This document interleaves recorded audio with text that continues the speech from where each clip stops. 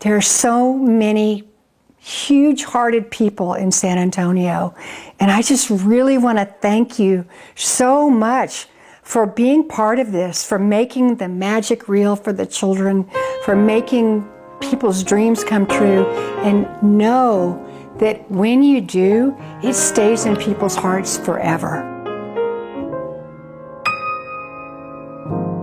Have yourself a merry little Christmas. Let your heart be light. From now on, our troubles will be out of sight. Well, it was 1969. I was watching Johnny Carson read the letters that children wrote to Santa, which is like 3 days before Christmas. And the year before, my dad had died suddenly. And as the next Christmas was coming, I was just really down. I mean, it did not feel good. All my sad feelings were really amplified. And as I'm listening to Johnny Carson read the letters, I thought, it's like time stopped. It was like, oh, wow. I mean, because they were just real cute letters. And I'm thinking, what if I could find out the name of a little girl who wants a doll and has never had a doll, because I'd saved my dolls, growing up, and I mean, I just really cherished them. And I could leave those dolls on her doorstep, and forever and ever she would believe that her dreams could come true. From listening to Johnny Carson read, I thought, I'm going down to the post office, to see if I can find that letter and see what they do with the letters. And so the next day, I go into the post office and ask if I can read the Santa mail. And I'm ultimately led to the postmaster's office, and I ask if I can, and they said, oh no, you can't do that. That's tampering with the mail. And I said, well, what do you do with the letters? So they took me in this room that was huge, that was filled with big boxes that looked like somebody was moving. I mean, these boxes were filled with thousands and thousands of letters. Anybody who wrote Santa, their letters would end up in those boxes. And so, and for whatever reason, they'd save them for the season, and then they'd get rid of them. Because I wanted to keep talking to them. I didn't want them to just turn me away. And I said, well, maybe you could think of me as Santa. I mean, if you could think of me as Santa, because that's what I want to be. I want to be Santa to some little girl. Then maybe you could let me read the letters. So they had a meeting.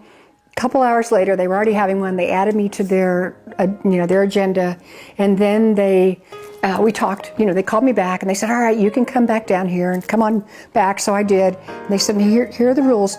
You can't open the letters. Postmaster will have to open them, or his secretary. You can read the letters, you can't have them. And don't tell anybody. So I'm reading through the letters, and they're really cute letters, similar to what Johnny Carson was reading. Just cute letters from children that would have a lot of times long lists of brand named items. And I thought, this isn't it. I've got my dolls to give, and suddenly I come upon this letter that changed my life. I mean, it's what created all this. So it was from a little girl named Anna, and she said, "Dear Santa, I know the only reason why you've never given us anything before is because we've never written. And now that we're writing, won't you please bring us?" And then she named a couple of things for each one of the children. And then she said, "Please bring our mom a Bible. Please bring us a Christmas tree. We've never had a Christmas tree. And please don't get lost."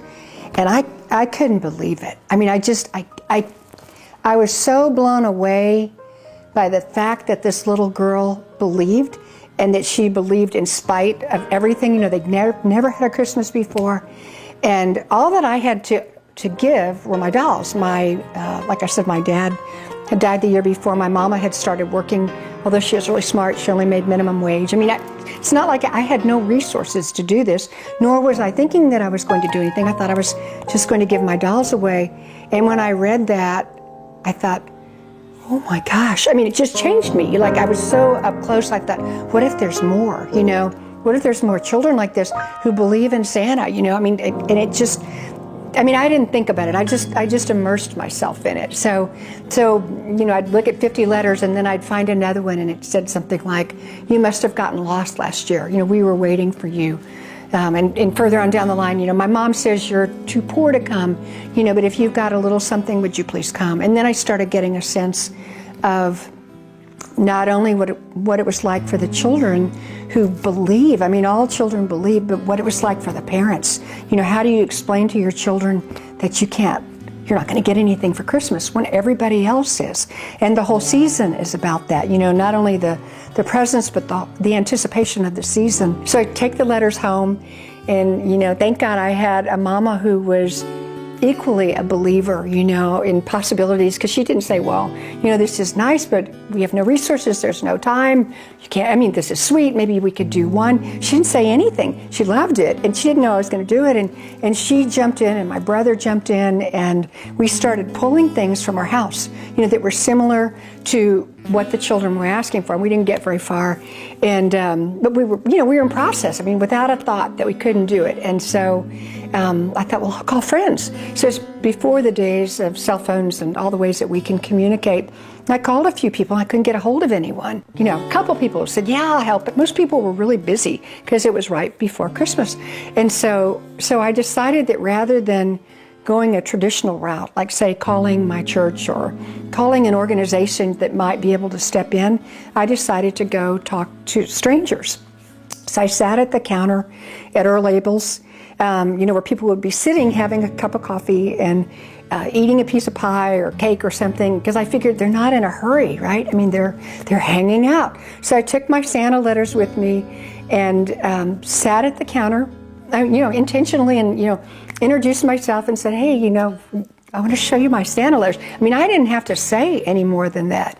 That was part of what was so amazing about it, was that there didn't need to be any name for this act of love that was growing, you know, and people immediately wanted to get involved. They had the same reactions that I did when they saw the Santa letters.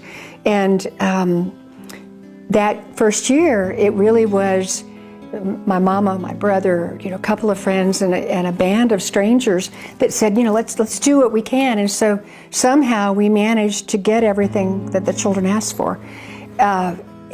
Now it's December 23rd, and we're wrapping, and people are bringing things, and it wasn't really very organized. It was really with faith that it's just like it was going to work, you know.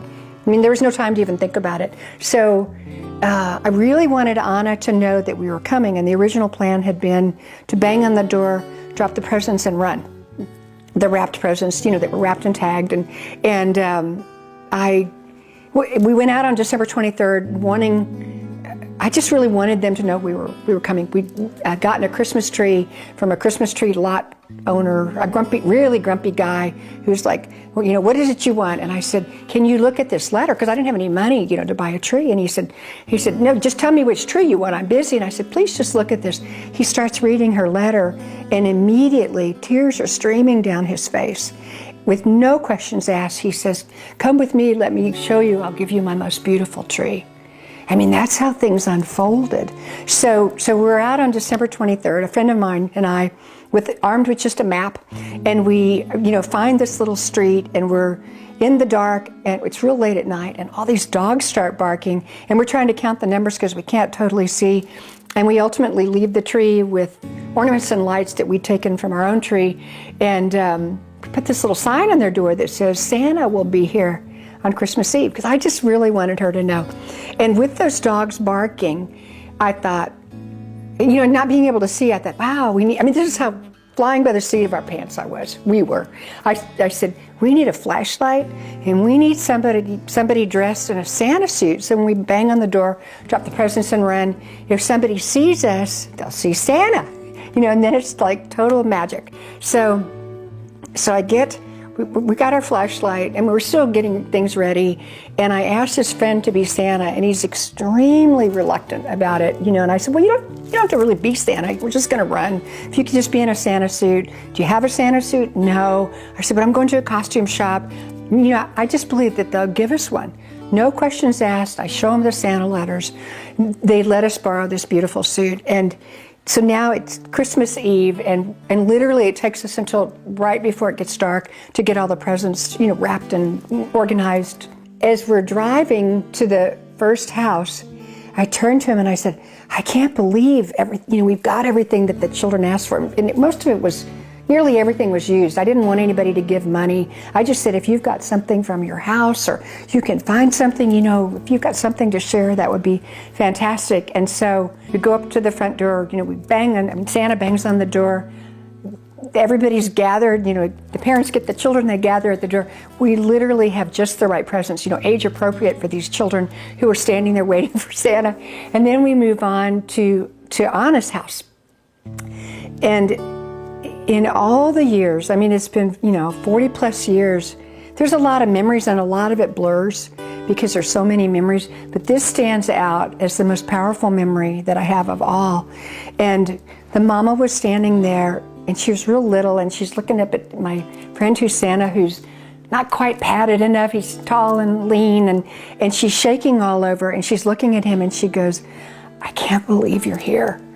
And tears start streaming down her face and she goes, I can't believe you're here. You know, she said, my children wrote you early in the season and sent their letter and they told me not to worry. And I tried to tell them, and then she burst into tears. She said, I tried to tell them there's no such thing. And then she'd stop herself. And she goes, I can't believe you're here. And she said, my children were convinced the entire season that you were coming. You were coming to our house.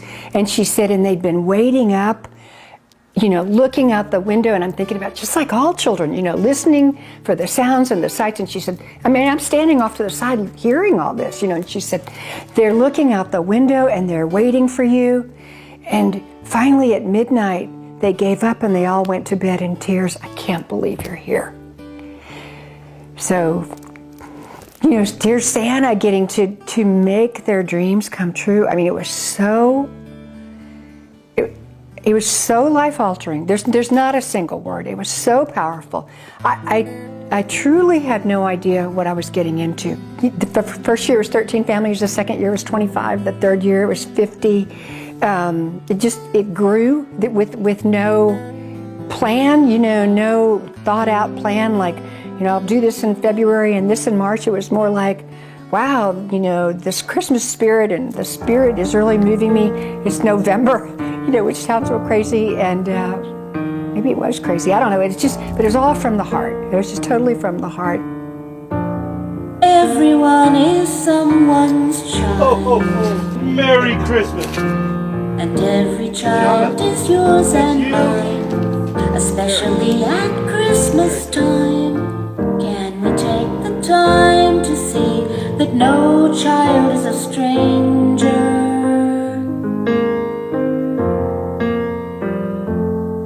To light a glow in children's eyes, take the time from busy lives to follow a star. Wherever you are, you can follow a star.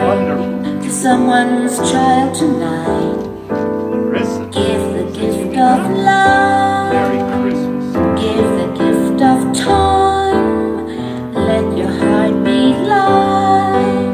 Let your spirit shine.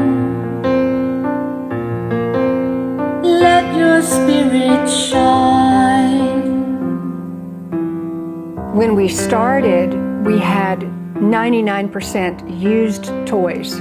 Then we moved to where we didn't know where we'd get the money. It would come in from one day to the next, and as the money came in, we'd run out and buy toys at discount toy stores.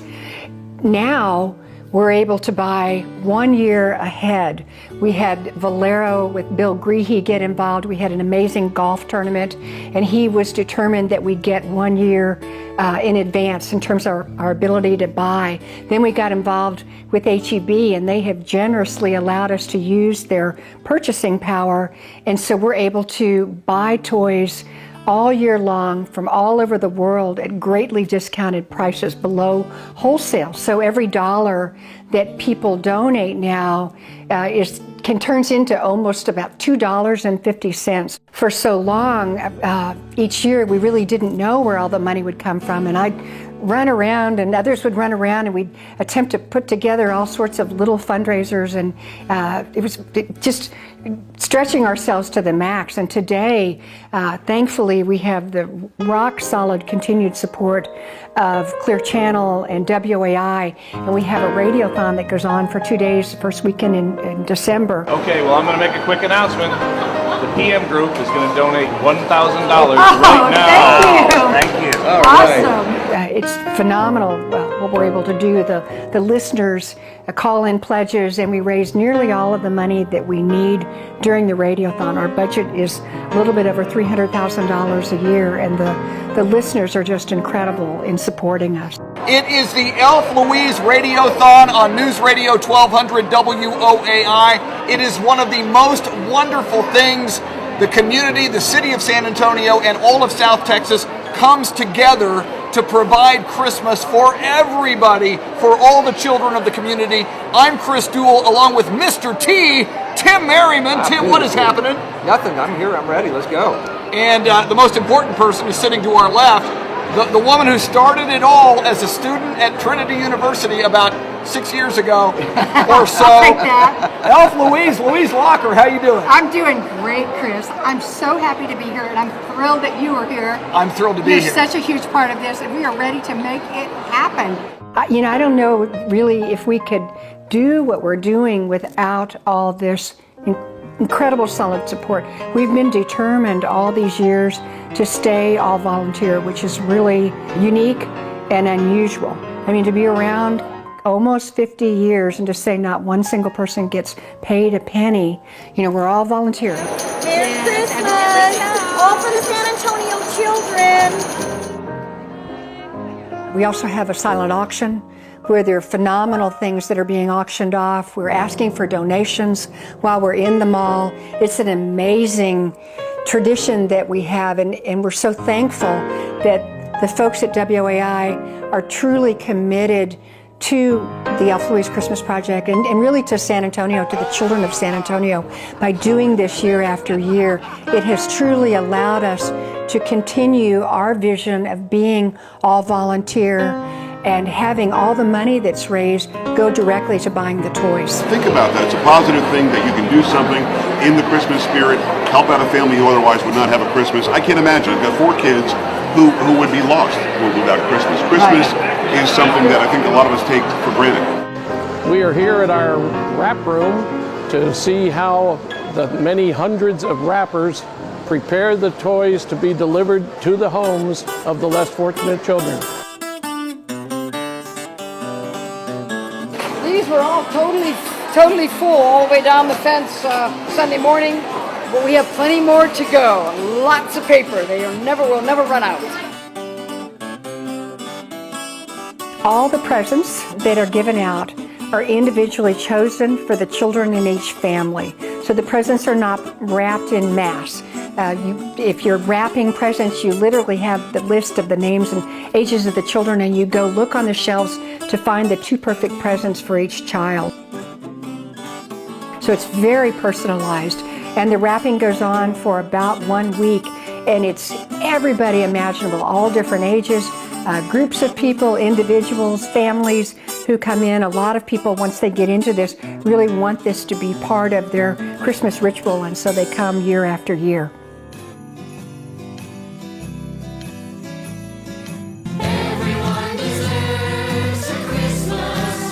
To give you a feel of how much this has grown, that first year, 1 Santa, now we have close to 500 Santas, including every year one of the Spurs playing Santa.